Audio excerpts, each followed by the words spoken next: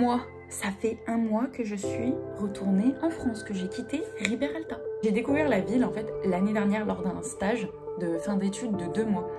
Et cette année, on m'a proposé d'y retourner pour un an. Donc, j'avais pas grand chose à faire en France. Je me suis dit, vas-y, fonce.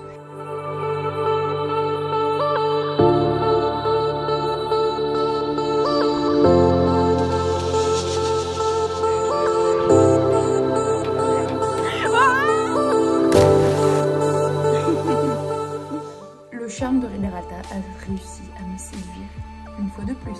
En même temps, quand tu vois ce genre de paysage, comment veux-tu ne pas craquer?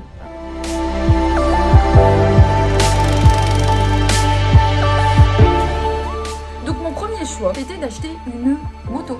Et je peux te dire que la bécane, elle m'a traîné sur des aventures hors normes.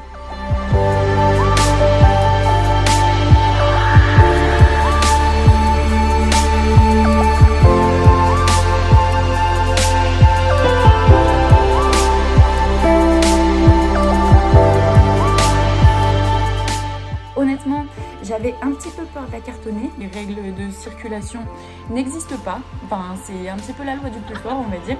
Et sur la route, tu roules tranquillement, tu vas avoir une poule, une vache, un chien aussi qui va traverser comme ça en scred. Tu vois, il te regarde du regard comme ça là. Et en fait, il va décider de traverser à la dernière minute. Sinon, à part ça, j'ai pas eu de problème majeur au final avec la moto. À part, on va dire que, mais ça c'est un petit peu de ma faute, j'ai un petit peu oublié de mettre de l'huile à plusieurs reprises. Mais non, mais qu'est-ce qui se passe? Ce qui est bien, c'est que sur place, n'importe quel problème mécanique, ils arrivent à te le résoudre. Même si, des fois, ça peut paraître vraiment impossible. Et tu te retrouves avec une moto qui fonctionne encore.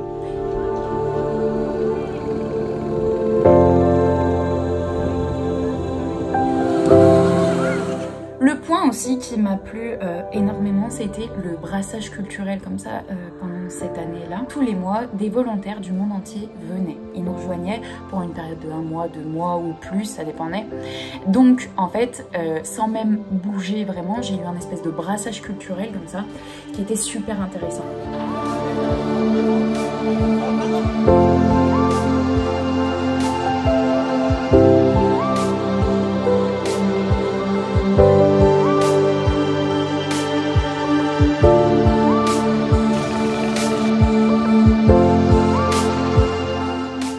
On a réussi à se créer une petite vie de communauté assez sympathique, que ce soit sur le plan professionnel.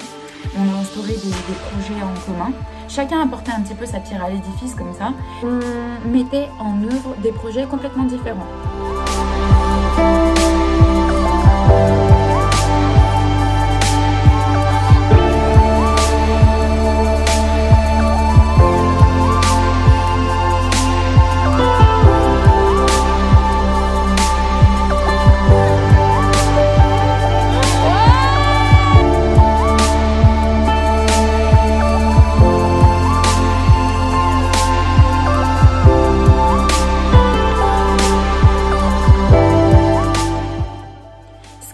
Plu le plus dans cette vie un peu amazonienne, c'est ce sentiment de liberté que tu ressens.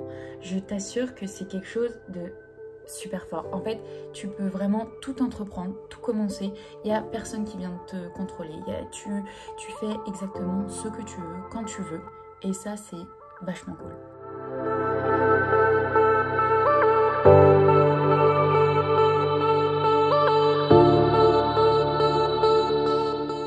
Bien sûr, pendant ces 10 mois, il y a eu quelques petits moments durs, faut pas se le cacher, hein. C'est pas non plus tout beau tout rose, faut apprendre un petit peu à vivre avec ce que t'as. Par exemple, on a eu pas mal de tornades et d'ouragans, de petite ampleur hein, quand même, mais ça a quand même explosé les moteurs électriques de la ville.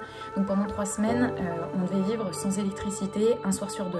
Tu apprends à laisser couler ce que tu peux pas contrôler, tu laisses couler, tu fais avec, voilà,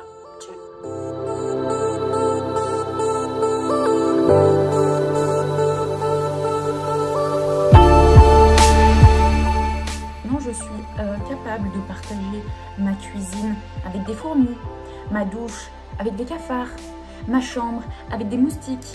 Il y a de la bébête, ça c'est sûr, t'es dans l'Amazonie, t'as le plus et t'as le moins. Hein. Donc je peux te dire que quand tu te réveilles en pleine nuit, que t'as des fourmis qui te courent sur le corps, ça c'est un petit peu du voilà, mais t'apprends à faire avec. Et au final, ça te fait apprécier ton confort aussi quand tu rentres dans ton pays. Voilà.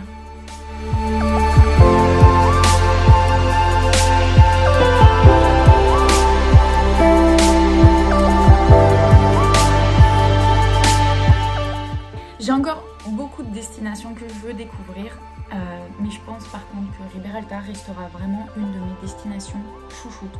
Je suis presque sûre que j'y retournerai, juste pour profiter encore de ces paysages, ces couchers de soleil hors du commun, ce sentiment encore une fois de liberté que tu ressens sur place. Donc j'ai vraiment envie d'y retourner, le temps que c'est encore vraiment dans son jus, vraiment authentique.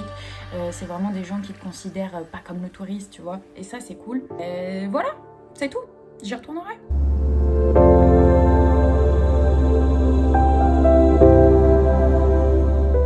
Je te dis à une prochaine fois.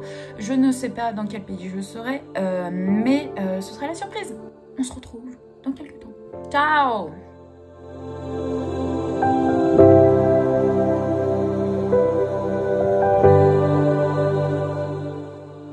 Alors hier on a nagé, on a dû se faire 2 km de nage. Là-bas il y a un ponton en fait avec tous les gens, c'est l'espace public.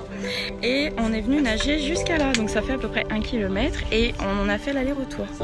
Et là on en parle à un local ici, il nous a dit que c'était méga ultra dangereux parce qu'il y avait des caïmans énormes tout le long. Donc on vient clairement d'échapper à la mort. Voilà.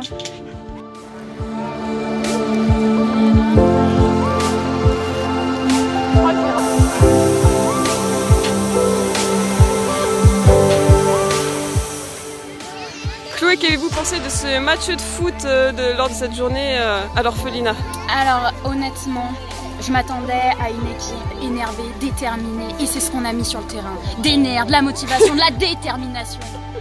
Malheureusement, on a perdu, mais ça ne fait que renforcer les liens entre nous. Prochain match, je pense qu'on peut les avoir ici. Merci. C'était Chloé en direct de Riberalta City. Merci.